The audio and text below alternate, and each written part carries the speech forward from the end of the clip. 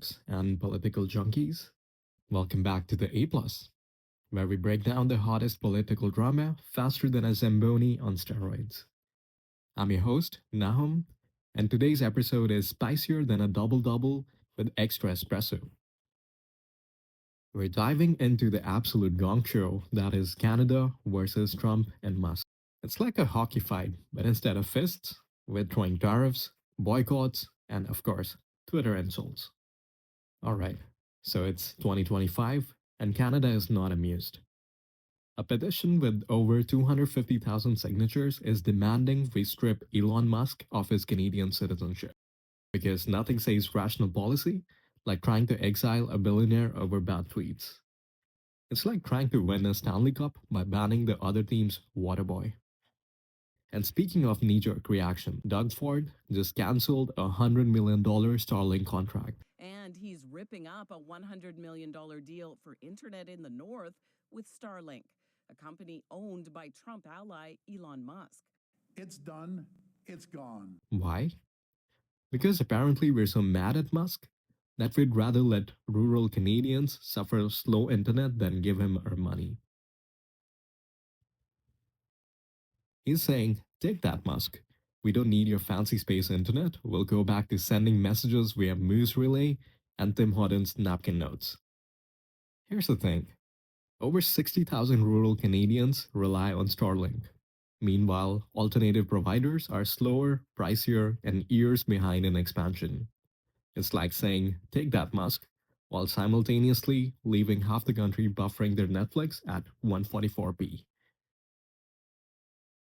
Now let's talk about Elon Musk, a man who's playing 4D chess while we're still debating if curling is a sport or an elaborate drinking game.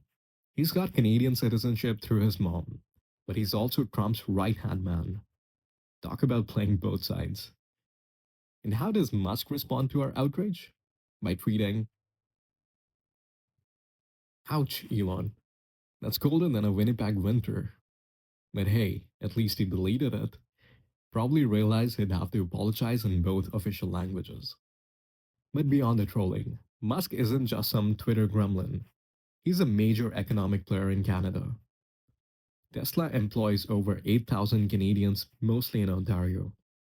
SpaceX contributes over $300 million annually to Canada's economy. And despite the boycotts, Tesla sales in Canada have already dropped 30%. But will that hurt Musk?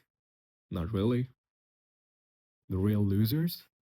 The auto sector, rural Canadians, and our own economy. Meanwhile, in the land of bald eagles and questionable fast food decisions, Donald Trump has slapped a 25% tariff on all Canadian imports. Now, what does that mean for us? Let's break it down. Canada exports $450 billion worth of goods to the US every year. The auto sector alone accounts for $85 billion of that.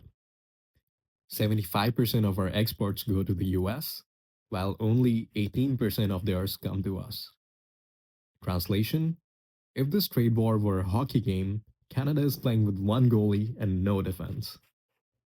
And it's not just one industry taking a hit. The lumber industry, already dealing with a 17.99% US tariff, is bracing for even more job losses. BC and Quebec have already lost 9,500 forestry jobs since 2021. And if that wasn't enough, Trump's also blocking Canadian dairy exports under USMCA loopholes, while inflation is jacking up prices on ketchup, aluminium, and even maple syrup. Yes, folks, maple syrup. This is officially an act of war. But we're not taking this lying down, eh? Oh no. We're fighting back the most Canadian way possible. By boycotting Tesla, cancelling Starlink contracts, and threatening 100% tariffs on Teslas. It's like storming into a bar fight with only an apologetic shrug and a Timbit. Here's the kicker though. While we flex our economic muscles, Tesla already has supply chain backups in the US and China. The real economic pain lands on us, not Musk. Meanwhile, America is throwing billions at domestic EV plants while we scramble to keep our factories open with $13 billion in subsidies. We're not just fighting Musk, we're fighting an economic war we weren't ready for. This is where it gets messy. While we're busy trying to punish Musk, we're also hurting our own infrastructure.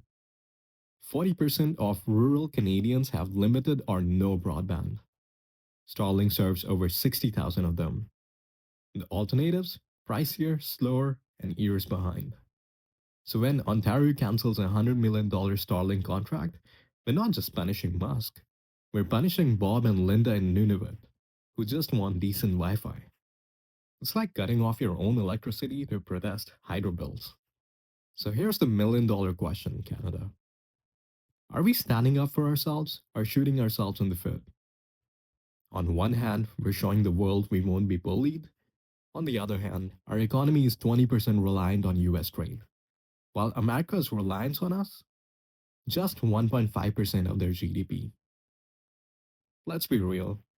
Trump will keep selling Fords to Canadians. Musk will keep selling Teslas in the US. But if we lose auto jobs, lumber exports, and Starlink contracts, who's really suffering here? At the end of the day, this whole situation is more tangled than a hockey player's playoff beard. We're trying to fight economic bullying with economic self-harm.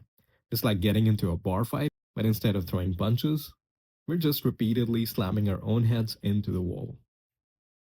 So what's the solution? If I knew that, I'd be running for Prime Minister instead of hosting this show. But one thing's for sure, we need to think this through more carefully than a curling strategy. We need to find a way to stand up for ourselves without torching our own economy. Until next time, this is Nahum reminding you, in politics, like in hockey, keep your head up and your stick on the ice.